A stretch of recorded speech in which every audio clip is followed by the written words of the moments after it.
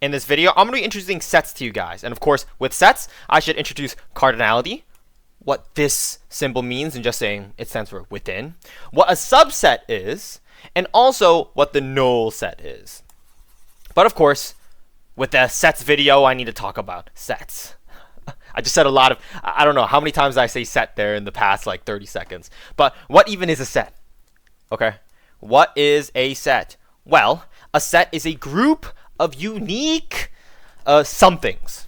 Okay, and the reason why I'm saying something is because it doesn't necessarily have to be a number. A set doesn't necessarily have to be a group of numbers. This counts as a set, A, B, C. And this also counts as a set, burger, right? Burger and fries, right? So all of these count as a set. They don't necessarily have to be numbers. But in the context of discrete math, you're oftentimes going to see them as numbers or maybe letters. So just to let you know, they aren't exclusive. Sets aren't exclusive to just numbers and letters. But the thing about sets is that they're also unique. They consist of unique values. So what does that mean? All right, let's say we have another set, 1, 2, 2, 3, 4. Well, this isn't a set of unique values. Looks like there's two values here. There's two instances of 2 showing up in the set. So what does this mean? Well, this means that we can just simply remove one of the 2's. It doesn't matter. And that's because with the set, it only has unique values. So what does this mean? Well, that also means that this set is equivalent to this set. And the reason why is because, well, we have a 1. We all have a 1 here as well. We have a 2. We also have a 2 here. And we have a 3. And we also have a 3 here, and we have a 4, and we also have a 4. And there you go. We meet the conditions for both of these guys to be equivalent. The duplicate 2 doesn't even matter inside of this set on the right side, because remember, sets consist of unique values. Sets only have unique values. So this duplicate 2, bleh, toss it to the side. It's completely pointless. One thing I also forgot to mention earlier in the video is that sets are often seen with curly braces. My drawing of a curly brace isn't that good. I just write it super fast. But this right here is what a curly brace looks like typed out. So hopefully you can see this curly brace in your keyboard. But if you see some numbers, values inside of a curly brace, it's likely talking about a set, okay? But with these problems, I want you to determine whether or not these guys are equal. So go ahead and try to test out if these guys are equal. And hint, hint, remember, sets consist of unique values or unique elements. All right, well, now that you tested this out, let's go ahead and check out this first problem. Well, we have 8, 8 here. So remember, if there's a duplicate inside of a set, we don't give a fuck about the other duplicate. Toss that to the side. It is completely pointless. All right, and that means we have an 8 here. We have an 8 here. Okay, we have a 9 here. We have a 9 here. And we have a 5 here. And we have a 5 here. Well, since a duplicate doesn't even matter, that means that these sets are equivalent. Yes, smiley face. Draw a big fat smiley face. These two are equivalent. How about this next one? We have 1, 3, 5, 4. And we also have 1, 3, 4, 5. Are these equivalent? Well, although they're written in a different order, sets don't care about order. They are still equivalent, okay? So the order of a set doesn't even matter. As long as it has the same values or elements, and elements is the formal word. I just use values. I don't know why I use values. I've just been using that vocabulary like the entire time I've been learning about sets. But, I'll use elements for formalism, for formal's definition's sake. But as long as you have the same elements in one set to another, it's the same exact thing, okay? So yes, put another smiley face here because they're equivalent. All right, now we have a 6 here and a 6 here. We have a duplicate on the right side, so we can just remove this duplicate. We don't have to care about it. And we also have an 8 here and 8 here. But here's the thing. This set doesn't have a 7. Where's the 7? But this set does. 7? Well, although they have 6 and 8, 6 and 8 are the same. They do have similarities within 6 and 8. They're not equal because one of them is missing a 7. So this right here is not equal. Let's put a red. Let's put it with red. Red usually stands for not equal. And here's the thing. I'll still put a smiley face because you should always be happy. But now, hopefully you understand the concept of, ordering in a set. The order in a set doesn't matter, right? I showed that here. The order in a set doesn't matter. They can still be equivalent. And also the duplicates get removed, okay? And now that you understand that if these sets aren't equivalent, if they're missing a value, one of the sets is missing the other value, let's move on to another property of sets. Now that you guys know what sets are, let's go ahead and talk about cardinality. First things first, I just want to let you know that standard, convention, you're going to see sets assigned to capital letters. So, if a textbook or your teacher was to assign a variable or a name to a set, it's going to assign a capital letter, such as A, B, C. You might see X sometimes, you might see Y sometimes, all right? Maybe Z, R, whatever. But let's go ahead and talk about cardinality. So, what is cardinality? Well, cardinality is the amount of unique elements in a set. So, for example, we have 1 here. We have a 5 here, we have a 9 here, we have an A here, and we have a 3, right? So what are the amount of unique elements? Well, the amount of unique elements in set A is 5, right? There's only one 1 in the set. There's only one value. There's only one instance in which 5 shows up in the set. There's only one instance where 9 shows up, and so on, all right? And just saying, the notation often used with cardinality is just these absolute value symbols. So if you see these absolute value symbols, this simply stands for cardinality. And A is the name of our set. So if we put A around absolute value brackets, what absolute value brackets? Not brackets. What am I talking about? The absolute value symbols. Then this just stands for the cardinality of A. All right. So let's go ahead and find the cardinalities of B and C. Well, remember, cardinality is the amount of unique elements in a set. So we have a 6 here, and we have another 6 here. Well, this isn't very unique, so let's not count it. We have a 10 here, and we have a 9 here, right? There's only 2 instances of 6, but we're going to count those 2 instances as one value for the cardinality, okay? Plus 1 for the cardinality, and there's 1 instance of 10, and there's a 1 instance of a 9. So guess what's the cardinality for set B? Well, the cardinality for set B is 3 because there's 3 unique elements in this set, okay? 3 unique. I'm saying unique a lot because there's 2 instances of 6 showing up, but these aren't unique. So 3 is the cardinality of B. What about C? Well, C, let's take a look at this. We have 7, all right? Is there any other instance of 7? No, there's not. We ignore it. We have an 8 here. Any other instances of an 8? Nope. And what about 9? Well, 9 has 2 other instances of itself. Here's the thing. We only count 1 of the values of 9 here for the cardinality, and we could just ignore the rest. And then we have 15 here. So we have 1, 2, 3, 4 unique elements in this set. So the cardinality of set C is 4. So remember, cardinality is the amount of unique elements in the set, okay? If there's duplicates, you don't count those duplicates in your cardinality counting. Let's take a look at this right here. So these are just cardinality equalities, right? Is the cardinality of A equal to the cardinality of B? Well, let's take a look at the cardinality of A. Well, we have 3 here, we have a 6 here, we have a 9 here, and we have a 5 here. Here's the thing, all these are unique, right? And there's 4 unique elements, so the cardinality of A is 4.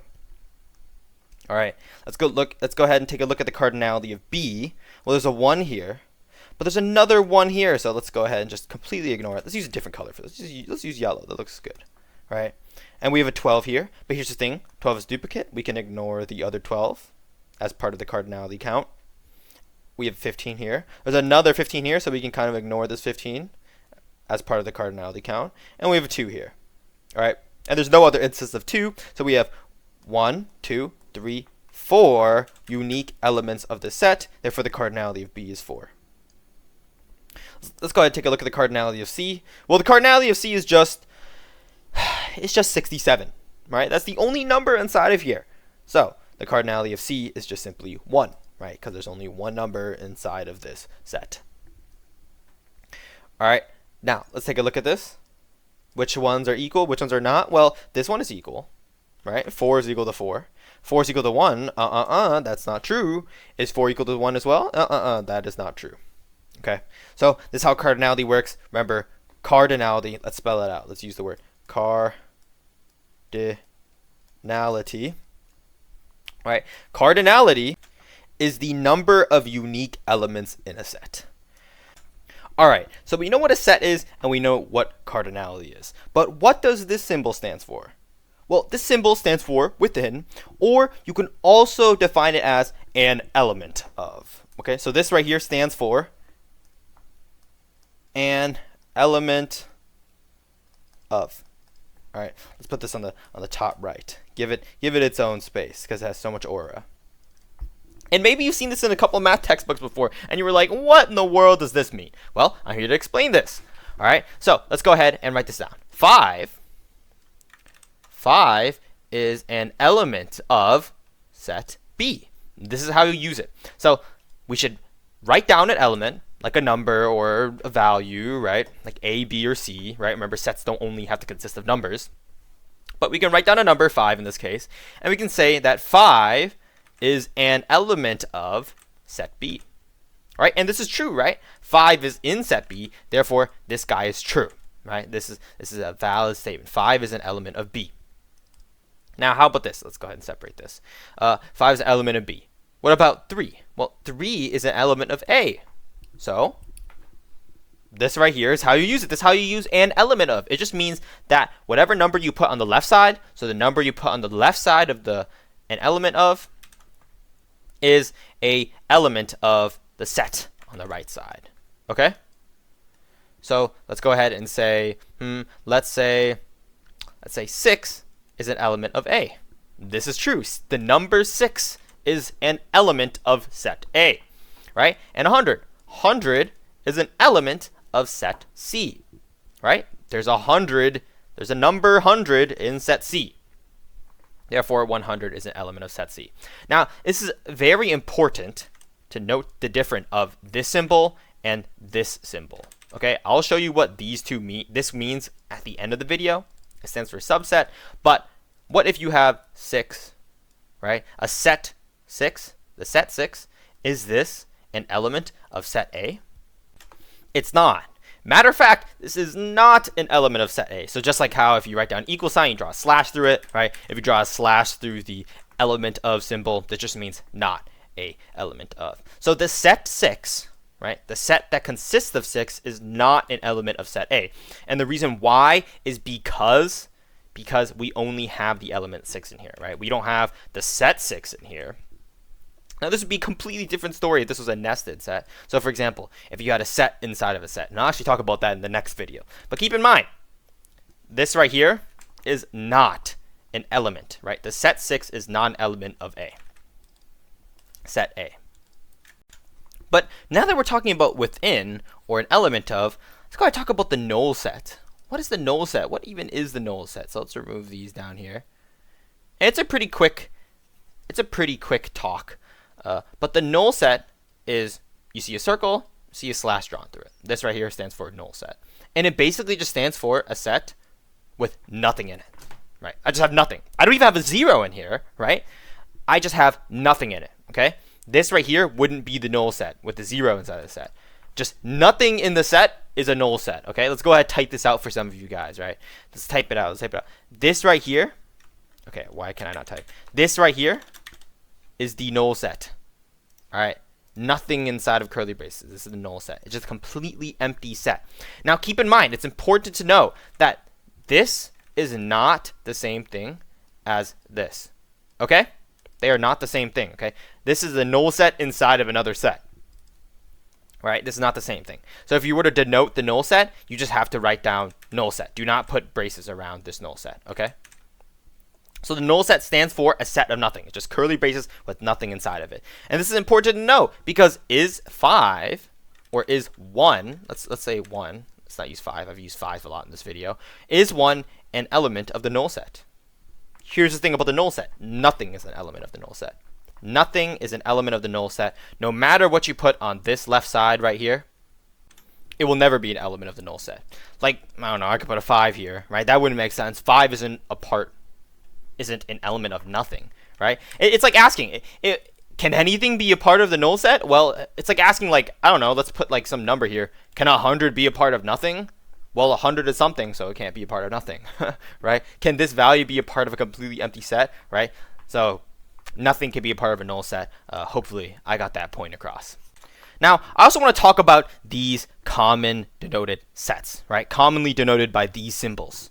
So we have all integers, right? This fancy Z here, all real numbers, this fancy R, all natural numbers, this fancy N. I'll explain what natural numbers are later, but we also have all rational numbers by this Q. And I'm not going to lie, I drew the Q horribly. If you want to use LaTeX, if you know what LaTeX or latex is, right, you can write down \math b, right, with curly braces, and you can write down Q, and you can see these symbols. Or you can write down N here to see this symbol, right, if you know what LaTeX is.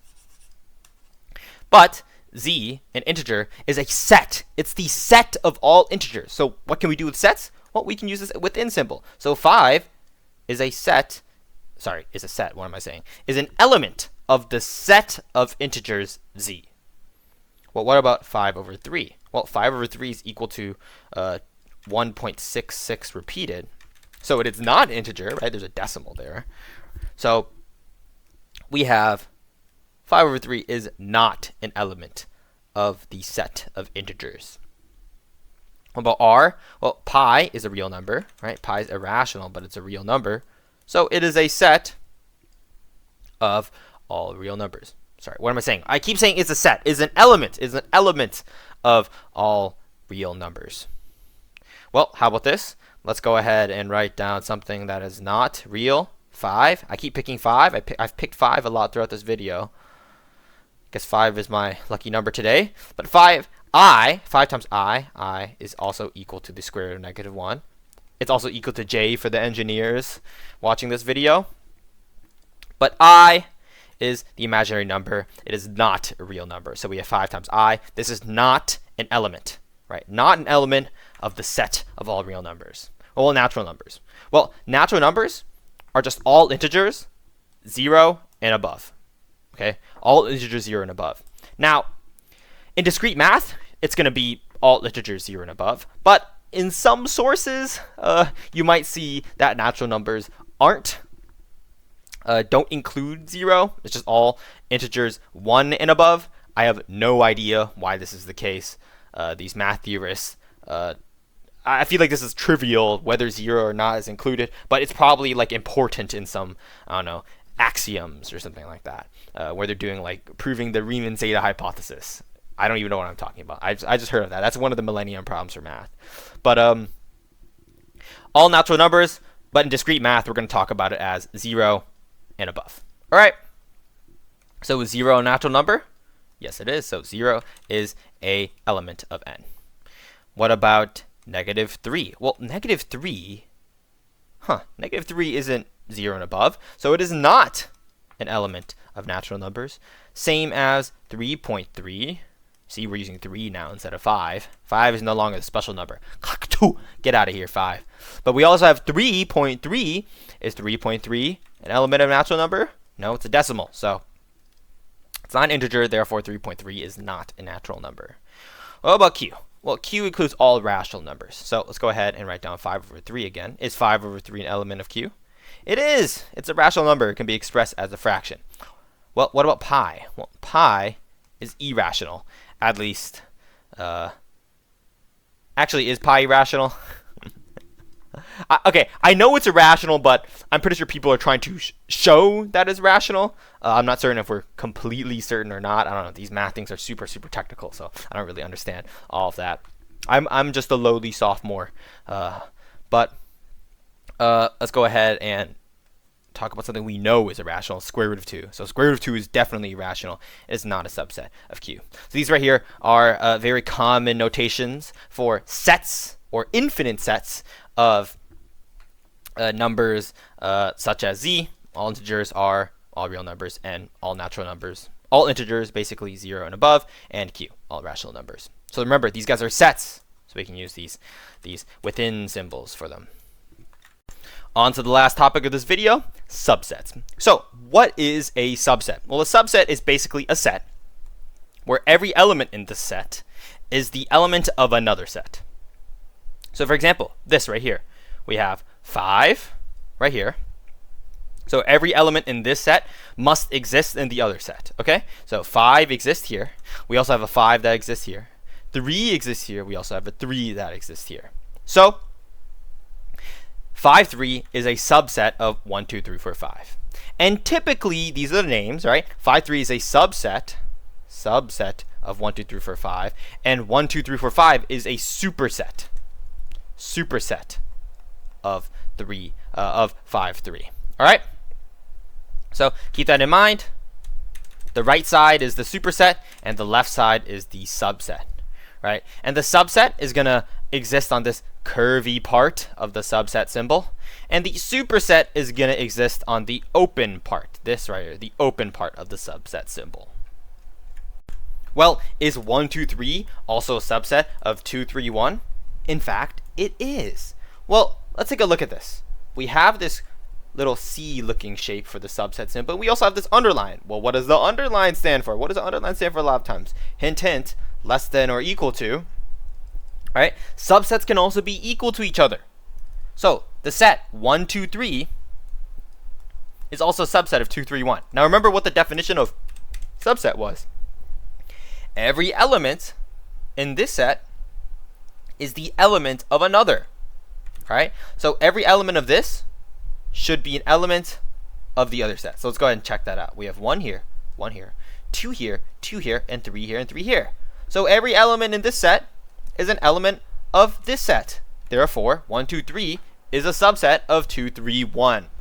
All right. So here's the thing. Subsets can also be equivalent sets. These sets are equal to each other, right? We have, if I just reorder this guy, I'm just going to get 1, 2, 3, right? So remember, subsets can also be equal to each other. That's very important to know. Let's look at these two sets right here, 3, 5, 6, and 3, 5, 7, 8, 9. Is 3, 5, 6 a subset of 3, 5, 7, 8, 9? Is it? Is it not?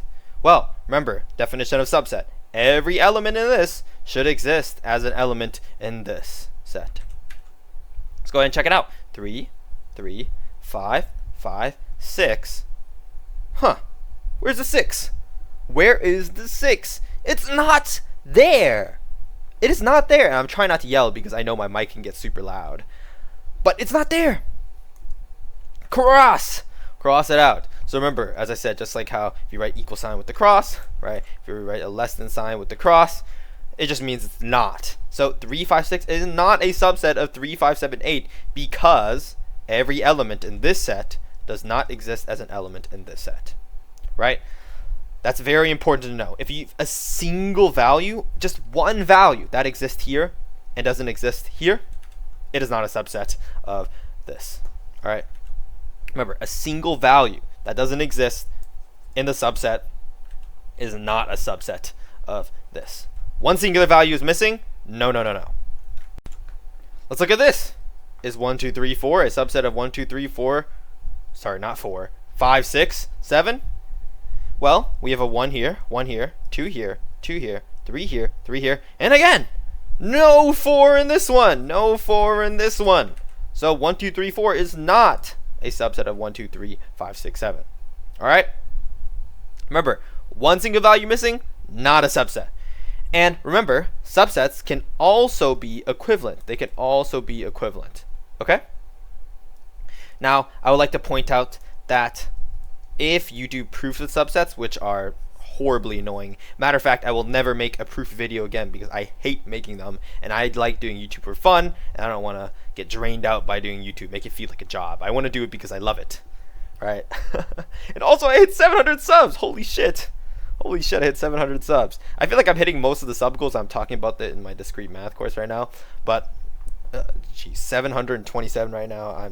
I'm beyond happy for that. But as I said, I am never going to make a proof video again because I absolutely hate making proof videos. Matter of fact, I might start making quantum computing videos, especially talking about the Deutsch's algorithm, Deutsch-Joseph's algorithm, and Bernstein-Vazirani, like the really simple ones that I can explain, because frankly, I would just love to. And also, I actually kind of want to apply for something. It's called Quantum Advocates. Wait, I think it's Qiskit. Yeah, Qiskit Advocates. And it's for undergrad students that like talking or like teaching about quantum. Not certain that's a real thing. I'm actually going to have to start applying for research positions because the winter is starting. So wish me luck on that. But let's go ahead and finish this.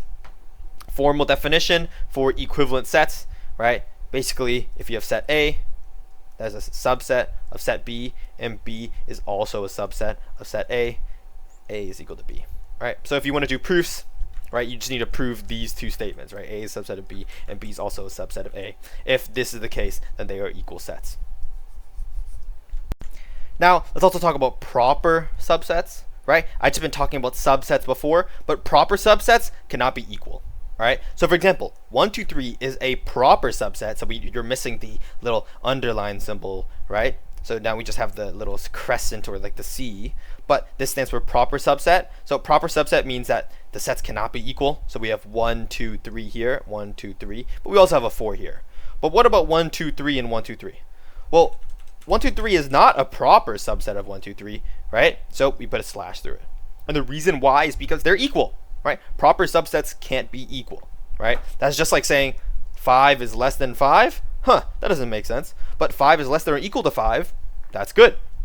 So remember, proper subset is the same thing as a subset, but just you missed the little equal sign at the bottom. Now, before I end the video, I want to differentiate, right, what the difference between this and this is, right? The subset symbol and the an element of symbol. What's the difference? They're a little bit similar, but they have their key distinctions. I can't really get too in depth about them right now because I haven't talked about nested sets yet, so I'll actually talk about them more in my nested sets video. But let's go ahead and review what the within symbol is, right? 1 is an element of A. So 1 is within the set A. Is it? Well, yeah, it is, right? The number 1 is within the set A. Therefore, yes, this is an element of A. 1 is an element of A. What about 8? Is 8 an element of B? No, it is not, right? There's no number 8 in this set B. Therefore, B is not an element. Sorry, 8 is not an element of B. All right, what about A? Well, is A a subset of B? Remember, every element, right? Every value for A, every element in A must exist in B. Is this true? Well, we have a 1 here, 1 here, 2 here, 2 here, 3 here, 3 here. Therefore, A is. Check mark, A is a subset of B. What about C? Is C a subset of B? Well, let's look at C. Let's compare the elements of C with the elements of B. All right, 5, 5, 6, 6, 7, 7, 8. There's no 8 in B. So therefore, C is not a subset of B. All right, now that we've reviewed that, let's talk about this. Remember how I talked about 6 is not an element of C? Right? 6 is not an element of C. I mean, the set 6 is not an element of C. What am I talking about? 6 is an element of C. Right? 6 is an element of C, but the set 6 is not an element of C. Why is that? Well, here's the thing. Element of means that you are an element of, right? You are in the set, right? 6 is in the set C, but the set 6 is not in C, right? Do you see the set 6 anywhere? Right? Do you see curly braces around 6, right? Is there a set inside of a set? There's not, right? So this right here is not an element of C, okay? Because we don't have the set 6 inside of element C. And this is foreshadowing a little bit to nested sets, but nested sets means you have sets inside of sets, okay? So this right here is a set within a set, but in this case, we don't have a set inside of a set. Therefore, the set 6 is not an element of C. What about this? Is the set 6 a subset of C? This is a little different. Remember, subset means that every element in this set must exist in this set. So let's replace C with its set form. I think it's called set roster notation, right? So is every element in this set an element of this set? Is it? Answer that yourself. Yes, it is, right? 6 is an element of set C. Therefore, 6 is a subset of set C. Just some final remarks. I would just like to say that all natural numbers are a subset of Z or integers, right? Since every single natural number is an integer, all natural numbers are a subset of integers. Every integer is a rational number. Therefore, z, or all integers, is a subset of all rational numbers, and all rational numbers are real numbers. Therefore, all rational numbers are a subset of real numbers. A null set is also a subset of any set. So remember how null sets are defined? Null sets are defined as just simply an empty set, or curly braces with nothing inside of it. And remember the definition of a subset? Every element in the null set should be an element in this set. And, you know, as long as this set really just exists, nothing is going to be, you can't check any element inside of nothing, right? To see if it's inside of any set. So the null set is always a subset of any set, including another null set. Because remember, subsets also include equivalents. All right? So what about any set? Well, any set is never, it's literally never the subset of a null set. Okay, like if you have anything inside of this set, how can it be a subset of a null set? Null sets have nothing, there's nothing to compare in any set with the null set. So remember, any set is never the subset of a null set. We also have any element. Any element is never an element of the null set, because by definition, the null set has nothing inside of it. Right? Since the null set has nothing inside of it, how can any element be an element of the null set? Right? So these are just a couple things that I would like to end the video on that, you know, might be useful, especially you know, the trickiness of null sets. But if you have any questions, put it down in the comment section. And if you found this video helpful, consider subscribing and liking the video. Thanks for watching.